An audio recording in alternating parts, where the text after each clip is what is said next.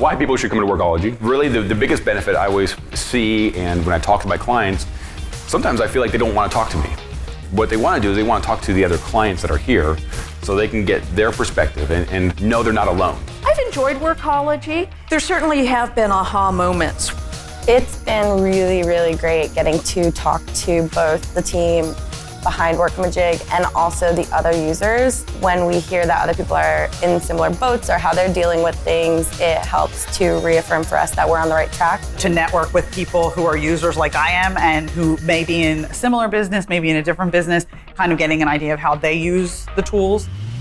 I think the biggest takeaway is, one, we need to rethink how we're using the product. It's going to give us a better understanding of really what the tool can offer. Being here at Workology, I think I realize now just how customizable it is. The amount of information that they provide is amazing. So if you're trying to figure out fixes to problems in your processes, this is a really good place to go.